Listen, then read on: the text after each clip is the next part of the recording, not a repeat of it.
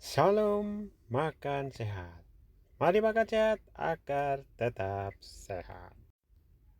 Saudara, rindukah saudara memuliakan Allah? Ya, bacaan kita diambil dari 1 Korintus 6 ayat 12 sampai 20. Kalau saya bertanya kepada saudara, rindukah Anda memuliakan Allah? Kemungkinan besar semua akan menjawab dengan kur ya. Ya, sangat rindu. Ya, itu adalah hal yang wajar, saudara. Nah, keinginan memuliakan Allah hanyalah angan-angan belaka jika tanpa disertai tindakan nyata. Ya. Nah, bagaimanakah cara kita memuliakan Allah? Nah, saya mencatat beberapa hal dari Alkitab ya. Ada beberapa cara kita memuliakan Allah. Yang pertama itu dengan puji-pujian. Mazmur 66 ayat 22 mengatakan, "Mazmurkanlah kemuliaan namanya, muliakanlah dia dengan puji-pujian." Ya. Kemudian kita bisa memuliakan dengan harta dan hasil pertama. Nah, ini dicatat di Amsal 3 ayat 9. Muliakanlah Tuhan dengan hartamu dan dengan hasil pertama dari segala penghasilanmu. Itu juga mau cara memuliakan Tuhan. Kemudian memuliakan Tuhan dengan tubuh yang seperti pada bacaan kita saat ini, yaitu 1 Korintus 6 ayat 20. Sebab kamu telah dibeli dan harganya telah lunas dibayar. Karena itu muliakanlah Allah dengan tubuhmu. Kemudian kita memuliakan oleh Yesus dengan mengatakan amin. 2 Korintus 1 ayat 20. Sebab Kristus adalah ya bagi semua janji Allah. Itulah sebabnya oleh dia kita mengatakan amin untuk apa? Untuk memuliakan Allah. Jadi untuk memuliakan Allah kita mengatakan amin oleh dia, oleh Yesus. Nah, berikutnya dengan ketaatan dalam pengakuan Injil dan kemurahan hati itu juga adalah cara memuliakan Allah. Dicatat di 2 Korintus 9 ayat 13. Dan oleh sebab kamu telah tahan uji dalam pelayanan itu, mereka memuliakan Allah. Karena apa? Karena ketaatan kamu dalam pengakuan akan Injil Kristus dan karena kemurahan hatimu dalam membagikan segala sesuatu dengan mereka dan dengan semua orang. Itu adalah cara memuliakan Allah dengan ketaatan, terus pengakuan akan Injil Kristus dan kemurahan hati. Ya.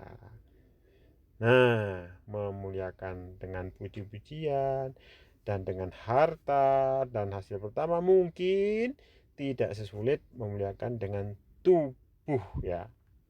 Namun kita perlu ingat, action speak louder than word. Tindakan bicara lebih keras dari perkataan. Jadi memuliakan Tuhan dengan tubuh itu bicara tentang memuliakan dengan tindakan ya akan berdampak lebih kuat daripada memuliakan Tuhan dengan puji-pujian saja. Ini apa? Dibutuhkan keteladanan. Bukan hanya memberi contoh, tapi keteladanan hidup sehari-hari.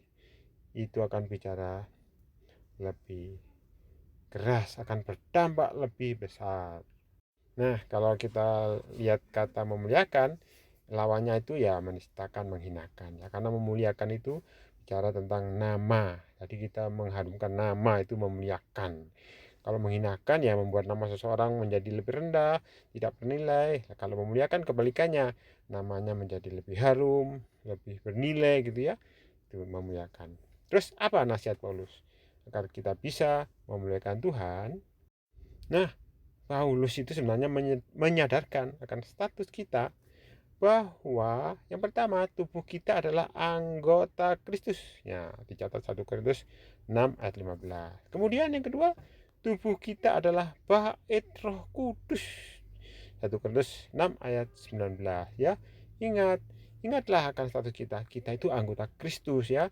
Kita itu adalah bait Roh Kudus sehingga kita sadar status kita Nah, kemudian yang selanjutnya, kita itu telah dibeli dan harganya telah lunas dibayar. Ini dicatat 1 Korintus 6 ayat 20. Ya, memang dulu kita adalah hamba dosa dan Kristus telah memerdekakan kita dari hamba dosa. Sudah dibayar lunas ya. Dan sekarang kita adalah hamba kebenaran. Ini Roma 6 ayat 18. Karena kita sudah hamba kebenaran, janganlah kita mengamalkan diri lagi kepada dosa. Sebab kita bukan lagi hamba dosa, tapi hamba kebenaran. Berbuatlah sesuai dengan status kita yang adalah hamba kebenaran. Nah, itulah yang diingatkan Paulus. Ingat statusmu. Kamu adalah anak Allah, kamu anggota Kristus. Tubuhmu adalah bait Roh Kudus. Janganlah kau kotori bait Roh Kudus dengan perbuatan-perbuatan yang tercela, perbuatan-perbuatan dosa, ya, itu yang diingatkan oleh Paulus. Nah, bahkan di awal suratnya ini Paulus menyapa jemaat Korintus dengan sapaan seperti berikut: mereka yang dikhususkan dalam Kristus Yesus dan yang dipanggil menjadi orang-orang kudus. Nah, ini dicatat di 1 Korintus 1 ayat 2. Padahal kita tahu Korintus itu banyak pelanggaran-pelanggaran, tapi dia diingatkan bahwa sebenarnya kamu itu sudah dikuduskan di dalam Kristus.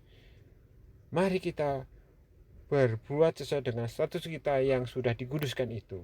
Itulah yang ditekankan oleh Paulus. Nah, memuliakan itu tidak terlepas dari kesaksian hidup kita ya, tindakan kita sehari-hari. Nah, untuk bisa melakukan hal-hal yang kudus, yang baik, ingat status kita itu sudah dikuduskan, saudara ya.